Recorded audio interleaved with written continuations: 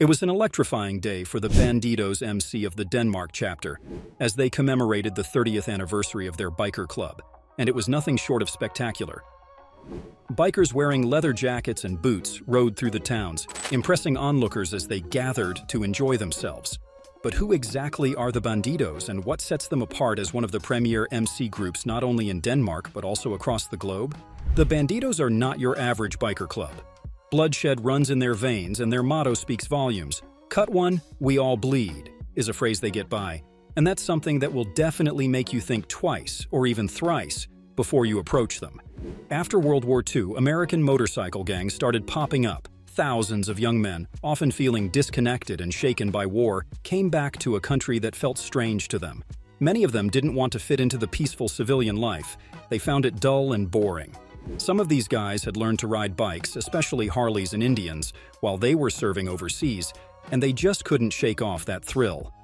When they got back, they used their army pay to buy motorcycles and hang out in bars. But that's not even the best part. The excitement of riding and partying drew many vets to this biker lifestyle. Plus, the strong bonds and camaraderie they experienced in the military made it appealing. For some, their military service became a big part of their identity, even though they didn't like the strict rules. They needed that sense of belonging and adventure they had in the military, and regular life didn't offer that. The Bandidos Biker Club was just one of the many clubs that started up during this time. The Bandidos started up nearly 20 years after the Hells Angels, but they quickly became fierce enemies. According to the club's story, the founder, Donald Chambers, got tired of the other bike clubs. He kicked off the Bandidos in March 1966, when he was 36 and working at the docks in Houston. Chambers told his buddies he was naming his club after Mexican bandits who refused to play by anyone else's rules. He started recruiting members not just from Houston, but also from biker bars in places like Corpus Christi, Galveston, and San Antonio. He wasn't interested in folks who fit into what he called proper society. He wanted the tough bikers who only cared about riding their Harley Davidsons all day, every day. He wanted bikers who lived for the open road. No rules, no nonsense, just the freedom of the open road. However, as both the Hells Angels and the Bandidos expanded, they shifted from being carefree counterculture clubs to becoming ruthless criminal organizations, as noted by researchers who study these groups and prosecutors who bring them to justice. What led these biker groups astray? According to experts, the desire to assert dominance over rivals led many clubs to deviate from their original values and rely more on organized crime. Initially, this shift in focus might have temporarily weakened the core values of the subculture. However, as violence escalated, it became impossible to conceal the criminal activities behind the club's code of silence. It was only then that law enforcement agencies began to take these clubs seriously, realizing that they were not just casual players, but serious criminals. The Bandidos moved into Europe in 1989 and established themselves in Denmark in 1993. Since then, they've spread out with branches and clubhouses in various locations across Denmark. It all began 30 years ago when the Undertaker's MC Denmark planned to celebrate their 20th anniversary party as a motorcycle club. However, the party took an unexpected turn when two American visitors, alongside the French Bandidos MC chapter Marseille, joined in to make the celebration even bigger. The event turned into a surprise party when Bandido Sprocket 1%er, the National El Presidente and Bandido Scruffy 1%er, the National El Secretario den Hacienda, along with the European mother chapter of the Bandidos Motorcycle Club, presented the Danish bikers with their new colors, the iconic red and gold of the Bandido Nation. This marked the establishment of two new probationary chapters in Denmark, East Coast and Northland, along with a new Prospect chapter in South Island. The Danish bikers officially became Bandido members, and this historic party made its mark in Denmark. Now, let me tell you about this recent gathering and their 30th anniversary. It was something else. There were food stalls, Bandidos gear for sale, tons of awesome performances, and so much more to see and do. You could even pick up some of their merchandise for yourself. But here's the thing about the Bandidos in Denmark. They might look like these big, tough, tattooed guys who are mostly friendly and kind, but there's another side to this group that's not so pretty. As power and fame grew, so did notoriety and illegal activities. Did you know that by the late 1970s, local police and federal investigations started uncovering the involvement of many 1% motorcycle clubs in drug trafficking, theft, extortion, and prostitution rings. Donald Chambers himself got caught up in this.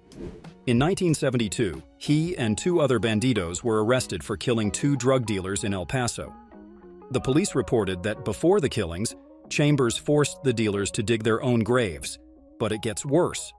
After that, Chambers and the other bandidos set their bodies on fire before burying them.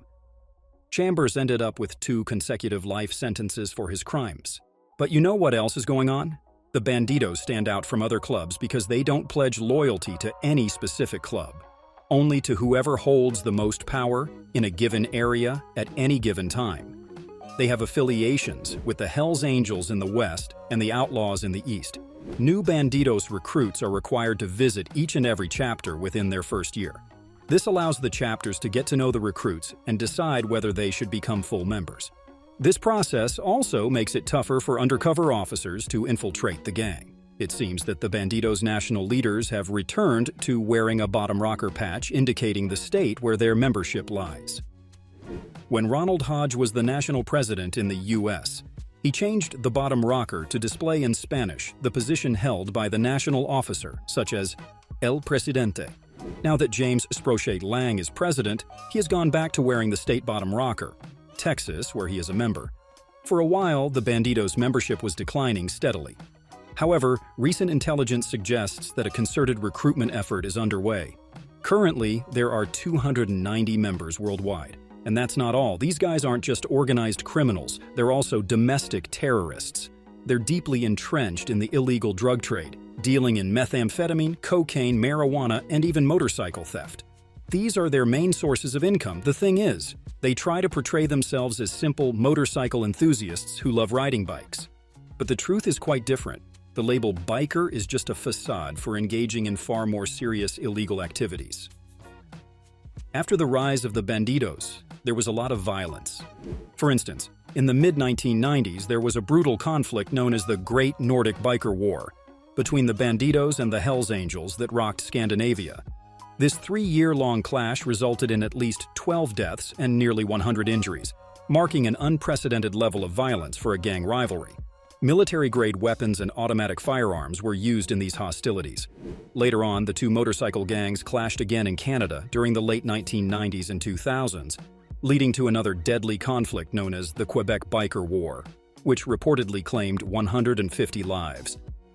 This conflict mostly ended in April 2006, when 8 Bandidos members were found dead in a farmer's field near Toronto. In 2009, an ex-cop on trial for these killings accused Bandidos World President Jeff Pike of ordering the murders. Although the ex-cop and 5 others were convicted, Pike denied the accusation and was never charged. Nowadays, the situation in Denmark is quite similar, or perhaps even worse, I'd say. Did you know that in 2023, the Danish police initiated an investigation aimed at dismantling the Danish division of the infamous Bandidos biker gang, which has been linked to a series of crimes since its establishment 30 years ago? Denmark's Justice Minister, Peter Hummelgaard, expressed satisfaction with the special crime unit seeking approval from the Chief of Police to commence the investigation. Back in 2021, Denmark's highest court ruled that the Loyalty to Family gang could be legally disbanded, making it illegal to display their symbols. Similarly, to dissolve the Bandidos gang, the police and prosecutor's office must demonstrate sufficient evidence of the group's criminal activities, despite the right to freedom of assembly protected by the Danish constitution. In the past few years, Bandidos members in Denmark have been put behind bars for various crimes, including murder, attempted murder, drug offenses, and assault, among others. Beyond their violent acts, there are innocent family members and bystanders who suffer. A specialized police unit is looking into disbanding the chapter, with plans to complete the investigation by the end of the year. Ultimately, a court will have to determine if there are legal grounds for shutting down the group. The future of the Bandidos is uncertain, but whatever happens, this biker group isn't going anywhere. Even if they were to disappear, it would create one hell of a problem.